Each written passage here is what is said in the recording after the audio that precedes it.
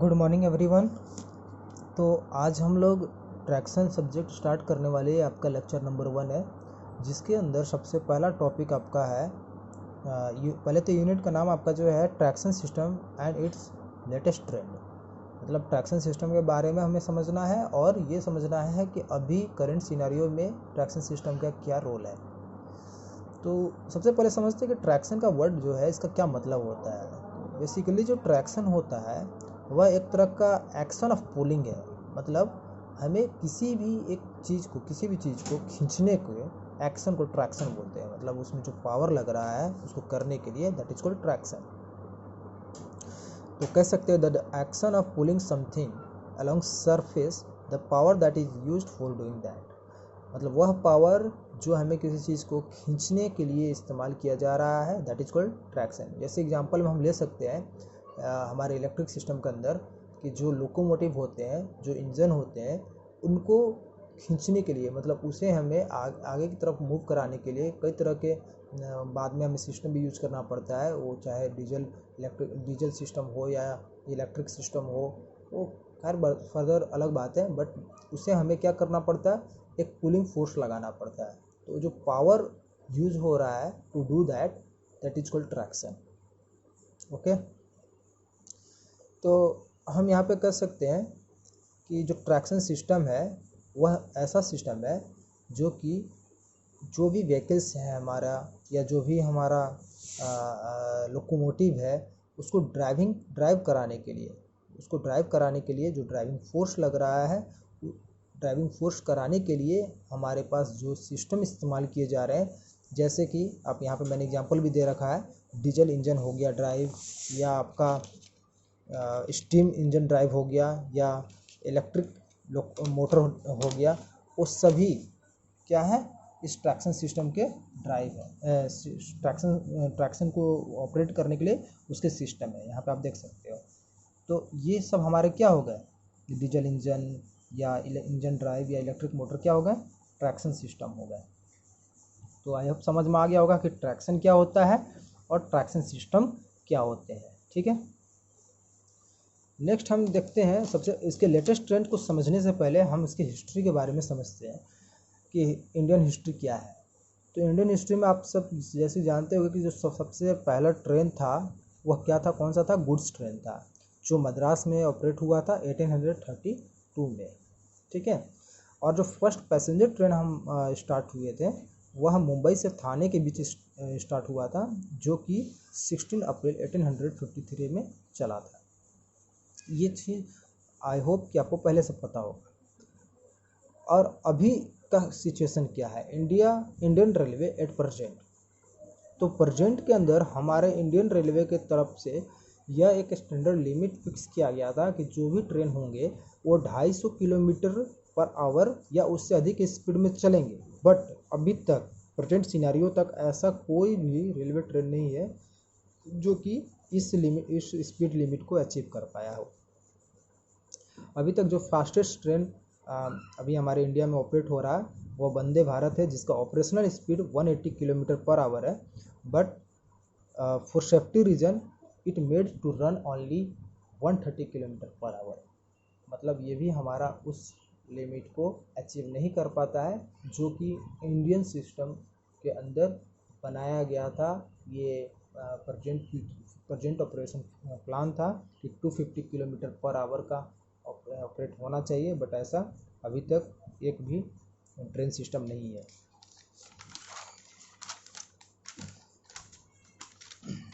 Next हमारा एक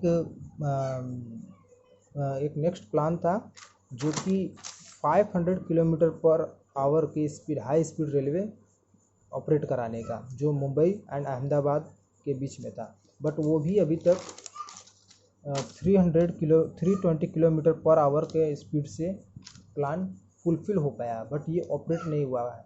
fulfil means कहने का मतलब ये है कि इतने स्पीड तक को ऑपरेट कराने के लिए वहाँ का जो सिचुएशन है, जो आपका जियोग्राफिकल हमारा जो अर्थ का जो वहाँ का जो सरफेस है और जियोग्राफिकल सिस्टम है, उसके अकॉर्डिंग यहाँ पे वो मेजर एनालाइज किया गया कि 320 किलोमीटर पर आवर तक का स्पीड यहाँ पे अचीव हो सकता है। ठीक है, जिसके लिए जापान कवर कर रहा है 80% टोटल प्रोजेक्ट कॉस्ट का।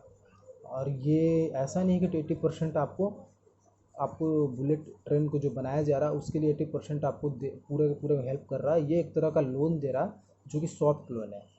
सॉफ्ट लोन का मतलब ये होता है कि आपको बाकी दूसरे जितने भी आपको कंट्री है उन सब के कंपैरिजन में सबसे कम इंटरेस्ट पे ये लोन दिया जा रहा है, इस वजह से इसको सॉफ्ट लोन कहा जाता है। नेक्स्ट हम लोग आगे बढ़ते हैं रिसेंट ट्रेंड्स के बारे में कि अभी रिसेंट ट्रेंड्स में क्या क्या हो रहा है। तो हमारे रिसेंट ट्रेंड्स के अंदर में 3 तरह के सिस्टम होते हैं, एक मेट्रो, दूसरा मोनोरेल और थर्ड होता है magnetic levitation, magnetic levitation vehicle. ये तीनों सिस्टम के बारे में थोड़ा समझते हैं क्या होता है। जो मेट्रोज होते हैं, हमारा मेट्रोज जो टॉप स्पीड के मेट्रो होते हैं वह डिज़ाइन किए जाते हैं 135 किलोमीटर पर आवर के लिए, बट उसका ऑपरेटिंग स्पीड सेफ्टी रीजन की वजह से 120 किलोमीटर पर आवर ही होता है। और अभी तक इस और डिज़ाइन और ऑपरेटिंग स्पीड पर चलने वाला एक ही जगह के एक ही लोकेशन का अभी तक ऐसा मेट्रो इस्टेब्लिश किया जा चुका है इंडिया में, जो कि न्यू दिल्ली से न्यू दिल्ली एयरपोर्ट तक रन करता है। ठीक है, और आपको ये तो बेसिक सा चीज़ पता होगा कि मेट्रो हमारे इंडिया में कहाँ कहाँ ऑपरेट होता है, कहाँ कहाँ चलता है, और इसमें आप कई लोग होंगे जो सफ़र भी कर चुके होंगे। नेक्स्ट हमारा आता है मोनोरेल। मोनोरेल क्या होता है, यह आपका नेम खुद ही एक्सप्लेन कर रहा है। Mono that means single, rail means आपका एक तरह से हम कहते हैं ना पटरी जिनके ऊपर वो चल रहा होता है, वह पटरी रेल। तो मोनोरेल के अंदर क्या होता है कि हमारा जो ट्रैक होता है, ट्रैक सिस्टम जो होता है वो सिंगल रेल होता है।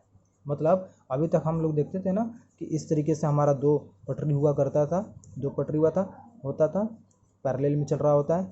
बट मोनोरेल के अंदर क्या होगा कि आपका एक सिंगल ही पटरी रहेगा, इसी के ऊपर आपका जो इंजन है या जो ट्रेन है वो आपका ऑपरेट होता है। तो फर्स्ट मोनोरेल जो अभी वर्ल्ड में बना नहीं था, वो अभी एक तरह का मॉडल ही तैयार किया गया था जिसको प्रोटोटाइप कहते हैं मॉडल को। वो 1820 में हुआ था रसिया के अंदर, और वह फीचर्ड में आया 1876 में। दैट मीन्स कि इतने साल इनको लग गए स्टार्ट होने में, तकरीबन 56 ईयर। तो इतने सालों के बाद वह फिर स्टार्ट हुआ। तो डिज़ाइन वगैरह तो उनका 1820 में ही हो चुका था, बट स्टार्ट कब हुआ, 1876 में। ठीक है, तो मोनोरेल का देखिए एडवांटेज क्या है कि आप इसको जो स्पेस के कंपैरिजन में बात करें, स्पेस के कंपैरिजन में तो बहुत ही कम लगता है, बोथ हॉरिजॉन्टली भी और वर्टिकली भी। मतलब इसको ऐसे समझिए कि हम हॉरिजॉन्टली वाला केस के बारे में लें तो इस केस में देखिए टू टाइप ऑफ ट्रैक के अंदर कि इसमें आपको कितना स्पेस लेना पड़ रहा है। और जब सिंगल ट्रैक रहेगा तो ऑब्वियस सी बात है कि इसके रेस्पेक्ट में ये कम स्पेस लेगा, है ना। ये तो हॉरिजॉन्टली कितना लंबा चाहता है आप देखते होंगे ट्रैक, तो ये सिंगल ट्रैक रहेगा तो काफ़ी कम स्पेस लेगा। वर्टिकली की बात करें तो आप देखते होंगे ना ब्रिज जब यूज होता है, ब्रिज की वगैरह की तरफ से जब हम गुजर रहे होते हैं तो वहाँ पे जो पिलर हम लोग लगाते हैं, तो जो आपका हॉरिजॉन्टली वाला जो 2 ट्रैक के अंदर होता था उसके लिए जो पिलर हम लोग लगाते थे काफ़ी चौड़ा लगाते थे, काफ़ी ज़्यादा स्पेस चाहिए होता है उसके अंदर। जबकि आपका सिंगल ट्रैक हो जा रहा है, मोनोरेल हो जा रहा है, तो उसके अंदर जो आप हम लोग पिलर वगैरह जो उसको बनाने में लगा रहे होंगे उसके लिए स्पेस कम चाहिए होगा अभी। तो यह एक हमारा वर्टिकली केसेस में एडवांटेज हो गया। ठीक है, तो इस तरीके से हम कह सकते हैं कि हमारा मोनोरेल काफ़ी मतलब एडवांटेज हो गया as comparison to 2 type of track से। ठीक है, अब मोनोरेल का कॉन्सेप्ट हम इंडिया में देखते हैं क्या है। तो इंडिया में जो मोनोरेल का है वो सबसे पहले मुंबई में चला था, जो कि जगह का था चेंबूर से वाडाला और वाडाला से जैकोब सर्कल तक के लिए, जो 2014 में स्टार्ट हुआ था। यहाँ पे 2014 है, 2014 में ये सबसे पहले चला था। ये 3 फेज सिस्टम पे इम्प्लीमेंटेड था। टोटल डिस्टेंस ये जो कवर कर रहा था 19.17 किलोमीटर थे, जिसके बीच में 17 स्टेशन आते थे, और ये वर्ल्ड का 3rd लार्जेस्ट मोनोरेल नेटवर्क था। तो इंडिया का ये है कॉन्सेप्ट। अब हम लास्ट चलते हैं मैग्नेटिक लेविटेशन पर। मैग्नेटिक लेविटेशन को मैगलेव भी बोला जाता है या मैग्नेटिक सस्पेंशन भी बोला जाता है। यह एक तरह का ऐसा मेथड है जिसमें आपको सस्पेंड होने के लिए किसी सपोर्ट की ज़रूरत नहीं पड़ती थी, बल्कि यह मैग्नेटिक फील्ड के प्रिंसिपल पर ऑपरेट होता था। इसको हम लोग व्हील लेस ट्रैक्शन भी बोलते हैं, मतलब इसमें व्हील की कोई ज़रूरत नहीं पड़ती। इसमें होता क्या है वो आपको मैं आगे बताऊंगा, लेकिन ये जो ऑपरेट होता था वो 3 टाइप से हम इस चीज़ को अचीव कर पाते थे। मैग्नेटिक लेविटेशन को हम लोग 3 सिस्टम से अचीव कर पा रहे हैं, जिसमें से सबसे पहला है MDS या मैग्नेटो डायनामिक सस्पेंशन कहते हैं, जो परमानेंट मैग्नेट की मदद से होता है, इसलिए इसको परमानेंट मैग्नेट भी बोलते हैं। सेकंड है इलेक्ट्रोमैग्नेटिक सस्पेंशन, जिसको EMS बोला जाता है, और थर्ड है इलेक्ट्रोडायनामिक सस्पेंशन, जिसको EDS भी बोला जाता है। तो सबसे पहले मैग्नेटोडायनामिक सस्पेंशन के अंदर देखते हैं क्या होता है कि इसके लिए हम लोग सेम पोलैरिटी का ट्रैक के ऊपर भी रखते हैं पोल, मैग्नेटिक पोल, और हमारा जो व्हील है इस व्हील के जगह पर जो मैग्नेट है वहाँ पर भी हम वही पोलैरिटी का मैग्नेट रखते हैं। सपोज करिए कि ये हमारा ट्रैक है, ये नॉर्थ पोल है, तो ये जो हमारा सिस्टम है, मतलब ये जो हमारा लोकोमोटिव है या जो हमारा ट्रेन है, इसका जो नीचे का पार्ट है ट्रैक वाला, ये व्हील वाला पार्ट है, यहाँ पे मैग्नेटिक फील्ड इस्टेब्लिश करते हैं जो सेम पोलैरिटी का रहता है। तो नॉर्थ ये है तो ये भी नॉर्थ पोल का रहेगा। इस केस में क्या होगा, ये दोनों एक दूसरे को रिपेल करेंगे और एक फोर्स जनरेट करेगा जो कि इसको मूव कराता है। तो ये आपस में एक दूसरे के कांटेक्ट में नहीं रहते हैं, ठीक है। और उसके बाद आपका सेकंड वाला है इलेक्ट्रोमैग्नेटिक सस्पेंशन। इसमें पहले वाले केस में क्या होता है कि जब हम इस तरीके से अरेंजमेंट कर रहे होते हैं तो इसमें आपको सबसे बड़ा दिक्कत जो होता था वह ये कि यहाँ पर आपका जो डिस्टेंस रहता है वह कांस्टेंट रहता है और इसको कंट्रोल नहीं कर सकते हैं, क्योंकि परमानेंट मैग्नेट है, इसका मैग्नेटिक फील्ड तो कांस्टेंट होता है, तो ये हमारे कंट्रोल में नहीं होता है। इसी वजह से सेकंड वाला इस्तेमाल किया जाता है, जिसको इलेक्ट्रोमैग्नेटिक सस्पेंशन बोलते हैं।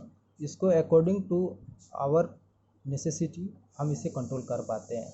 दैट मीन्स कि हम कितना जितना पावर का आप इलेक्ट्रोमैग्नेटिक फील्ड बनाते हो उसके अकॉर्डिंग आप इसको कंट्रोल कर सकते हो।